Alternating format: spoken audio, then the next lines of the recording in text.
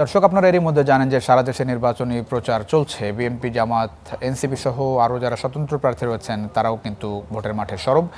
এবার প্রচারণার খবর জানাতে জয়পুরহাট থেকে যুক্ত হচ্ছেন আমাদের সহকর্মী আব্দুল্লাহ আল মামুন। মামুন, জয়পুরহাটে প্রার্থীদের প্রচার ও প্রতিশ্রুতিতে কোন বিষয়গুলো প্রাধান্য পাচ্ছে এবং কোনো ধরনের অভিযোগ দেখছেন কিনা? আমরা বিভিন্ন জায়গায় নির্বাচনী প্রচারণায় সংঘর্ষের খবর দেখছিলাম, অভিযোগের খবর দেখছিলাম। জয়পুরহাটের বাস্তবতা একটু জানাবেন, এই সকালে আসলে কি অবস্থা, প্রচারণা শুরু হয়েছে কিনা? সকাল থেকেই কিন্তু প্রচারণা জমজমাট করে দিয়েছে প্রার্থীরা। বিশেষ করে দিন যতই ঘনিয়ে আসছে ততই কিন্তু প্রার্থীদের যে প্রচারণা সেটি কিন্তু বৃদ্ধি পাচ্ছে। আমরা লক্ষ্য করছি, আমি এসেছি জয়পুরহাট ২ আসনে। এখানে কিন্তু প্রায় ৩.৫ লাখ ভোটার রয়েছে, ১০৪টি ভোট কেন্দ্র রয়েছে। আমি এই মুহূর্তে আছি এই খেতলাল উপজেলার রামপুরা এলাকায়। এখানে আমরা লক্ষ্য করছি যে এখানকার দাঁড়িপাল্লা মার্কার প্রতীকের যে সমর্থকরা রয়েছে তারা কিন্তু তাদের প্রচারণা চালাচ্ছে। আমি একটু তাদের সাথে কথা বলতে চাই। একজন এখানে রয়েছেন, একটু বলবেন যে আপনাদের প্রচারণা কেমন চলছে? আলহামদুলিল্লাহ, আমরা আশা করছি আমাদের প্রচারণা ভালো চলছে এবং আমরা ব্যাপক সাড়া পাচ্ছি। মা বোনদের সাড়া পাচ্ছি, কৃষক ভাইদের সাড়া পাচ্ছি, ব্যবসায়ীদের সাড়া পাচ্ছি, ছাত্রদের সাড়া পাচ্ছি। সকলেই আশাবাদ করছে যে আমরা দাঁড়িপাল্লাতে ভোট দেব এবং হিন্দু, বৌদ্ধ, খ্রিস্টান সকলেই দাঁড়িপাল্লাতে ভোট দেওয়ার জন্য সাড়া দিচ্ছে এবং আমরা আশা করছি ইনশাল্লাহ বিশাল ব্যবধানে ধানের শীষের বিপক্ষে আমরা দাঁড়িপাল্লার বিজয় ছিনিয়ে আনতে পারবো। কোনো সমস্যা হচ্ছে কিনা বা কোনো আমরা অভিযোগ আছে কিনা আপনাদের? ঘটনা হচ্ছে যে বিভিন্ন জায়গায় আমাদের নারী কর্মীরা যখন প্রচারণায় যাচ্ছে সেখানে ধুমকি হামকি দিচ্ছে বিএনপির সন্ত্রাসী এবং গুন্ডা বাহিনীরা।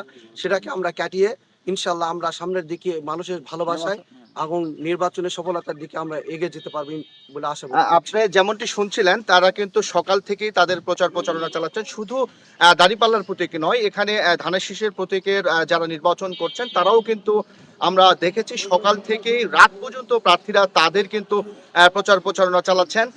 আমি আছি, আমার সাথে দাঁড়িপাল্লা মার্কার প্রার্থী রয়েছেন এখানে। আমি একটু তার সাথে কথা বলতে চাই। একটু যদি বলতেন যে আপনি কেমন সাড়া পাচ্ছেন, কোনো সমস্যা আছে কিনা? আলহামদুলিল্লাহ, কোনো সমস্যা নেই। জনগণের সাথে মিশে চলছি এবং আমার প্রচারণা চালিয়ে যাচ্ছি এবং আগামী দিনে জনগণ আমার প্রতি আস্থা রেখে আমার প্রতীক দাঁড়িপাল্লায় ভোট দিয়ে আমাকে বিজয়ী করবে ইনশাআল্লাহ।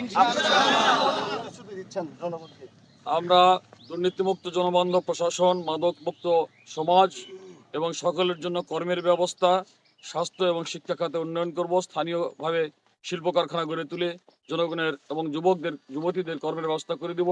সকল ধর্মের মানুষের জন্য একটি নিরাপদ আবাসস্থল করবার জন্য আমরা কাজ করছি। যেমনটি শুনছিলেন, তারা কিন্তু প্রার্থীরা নানা ধরনের প্রতিশ্রুতি দিচ্ছেন এবং আমরা ভোটারদের সাথেও কথা বলেছি। ভোটাররা যেটি বলছেন, অভিযোগ করছেন যে ভোট আসলে কিন্তু প্রার্থীরা নানা ধরনের প্রতিশ্রুতি দিয়ে থাকেন, কিন্তু এখন দেখার বিষয় এই জিতার পরে, নির্বাচিত হওয়ার পরে তারা তাদের কথাগুলো কতটুকু বাস্তবায়ন করেন সেটি কিন্তু দেখার বিষয়। আমি যদি জয়পুরহাটের 2টি আসনের কথা বলি, 2টি আসনে কিন্তু সকাল থেকে রাত পর্যন্ত প্রার্থীরা তাদের নানা ধরনের প্রতিশ্রুতি ভোটারদের মাধ্যমে ভোটারদেরকে দিচ্ছেন এবং তাদের নিজেদের ভোট নেওয়ার জন্য এবং তাদের পক্ষে নেওয়ার জন্য কিন্তু তারা সেই প্রতিশ্রুতিগুলো দিয়ে যাচ্ছেন।